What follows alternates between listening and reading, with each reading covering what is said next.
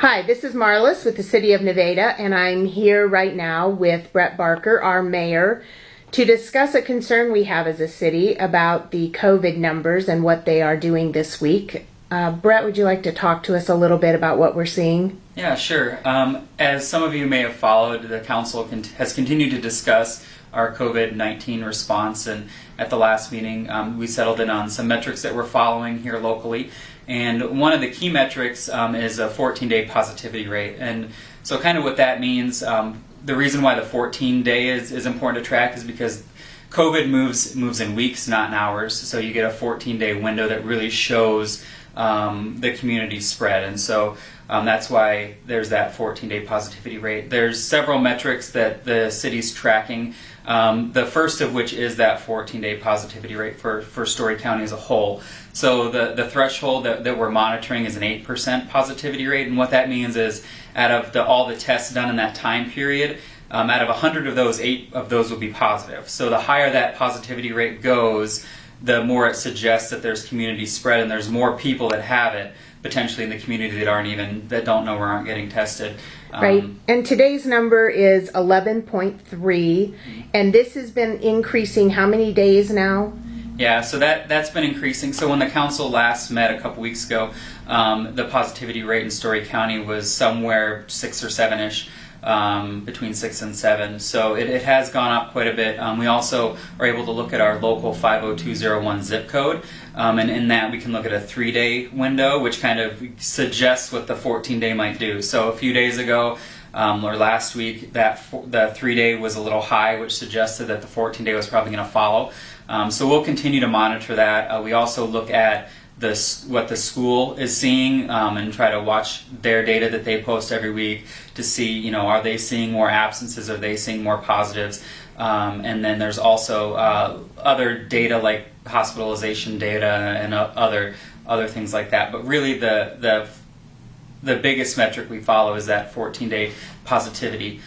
So we consider above 8% to be a moderate outbreak. So that's where we are right now. We're in that moderate outbreak window. So that's something we'll continue to watch. It has been rising fairly rapidly, so that's why we want to talk to folks so that they're aware and can just make sure they take precautions so that we hopefully can see that level off and trend back down. Right, and I've seen even some changes here at City Hall since we got into the moderate outbreak. I see more employees wearing masks as they go through the halls. See us sanitizing more often, really watching that people are wearing those face masks. From a professional opinion and from your job here as mayor, why should people really take this seriously? Yeah, and that's one thing too. I mean, we have as a healthcare system, we're better at treating it. The survival rates are better. We're learning more about it. However, there's still a segment of the population that is very vulnerable, and then there are even people who are already healthy who then do respond poorly and have poor outcomes, and sometimes long-term poor outcomes. So it is something we need to continue to take seriously. Obviously, it is important that people are able to support our businesses and support our downtown and keep people employed, because there is a flip side to it too. The mental health aspect, the economic aspect. I mean, lives are at stake that way too. That's one thing that's been kind of interesting to watch too. For a drop in GDP and economic output, the life expectancy falls. So you try to find that balance and be smart, and that's really what we're asking folks to do.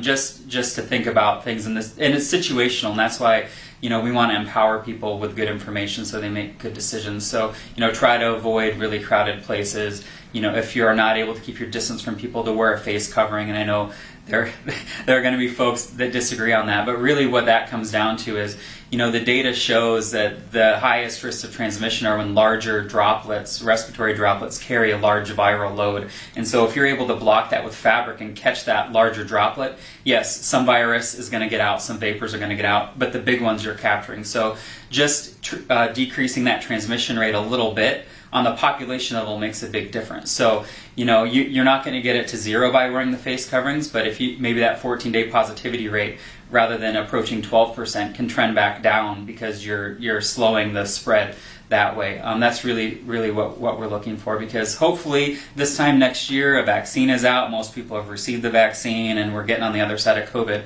But in the meantime, we do want to try to continue to take it seriously and make sure we're doing our part. So, like Marla said, face coverings, trying to avoid crowded places and keeping as much distance as you can. We're getting into the winter months, and I know a lot of people move things outdoors to try to adjust and have events outdoors, and obviously we're in Iowa and that we won't be able to do that very much longer.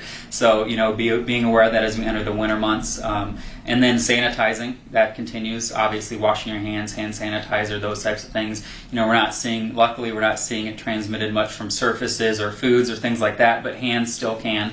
But really, the largest mode of transmission has been those respiratory droplets, which is why the face coverings, as much as none of us like to wear them, they're definitely not something that I enjoy. But, if I'm somewhere that I have to be within close proximity to folks, that's something that, to put that on to protect them and myself, because they're showing, it decreases the rate of transmission both directions. Right. And then what did we say, Brett, was going to be a severe outbreak considered in the city when the rate got to where? Yeah, and that's what's hard, is there's no real key number for either of the numbers we're using. There's really no key guideline, but what we're using is 8% for moderate and 15 for severe. Okay. Hopefully we don't get to 15, but the way the rate is trending, it is something we do want to be cognizant of. And us as a city, we're limited in some of the things that is under our purview. So obviously we're, through all this, we're working with Story County Public Health. They've been a great resource to help us figure out what we can do best. And one of the best things we can do is help communicate so that folks know what's going on. Obviously the state has some of the largest responsibility for response as far as deciding what to do. But right. So right now we're going to share information every day on our social media page. We will tell you what the 14-day positivity rate is every day. And if we get to that severe outbreak threshold, we can maybe come back and reiterate some of the different measures that will be involved for the city at that point, because that would include some closing down of facilities or cancellation of programs. So is there anything else you'd want to add, Brett? No, not really. Like I said, we're going to follow that number. We're going to consult with Story County Public Health so that our public health experts are helping us decide what's an appropriate response, because what they can do is help us dial in, because we've seen spikes before within our local zip code that were contained, that they didn't feel was community spread, that was in certain organizations or facilities, and so they'll help us be able to get to the bottom of the data and decide what steps we can take that would make a difference. So we'll continue to do that. We'll continue to try to communicate, and really we want everybody, we're all in this together. So I know there will be some disagreements on this topic, because there are, but we just ask that folks give everybody some grace, because we're all going through this together right now, and hopefully, like I said, in 2021, hopefully we're on the other side of this, but right now we just need to be aware we're in the middle of a little bit of a spike. So there have been really nationally about 3, so we're kind of in a third spike. There was one in the middle of the summer and it kind of trended off, so hopefully we come back to the other side. But the holidays are coming up, and that's also another opportunity. Obviously holiday times are important. We're social creatures, we need to be around our family and friends, and but that's also unfortunately in time that it might spread more. The Iowa State students are going to go home, but they're going to come back to Story County after break. That was something in September we saw a spike when that happened. So there are some things coming up that potentially could cause it to spike. So now more than ever, it's a good time to take it seriously, to make sure you're using precautions. Like I said, there are some simple things that you can do that do make a difference, especially on a population level. So it might not take your risk to zero, but if you can decrease the risk over the population, it adds up quite a bit and makes a big difference. So that's, like Marla said, one thing, just following it from my own professional standpoint, it is interesting to see the more we learn about how it's transmitted. All right. Mayor, thanks for your time today. And to everyone out there, please stay safe, and please refer to our Facebook page daily for an update. Thanks. Thank you.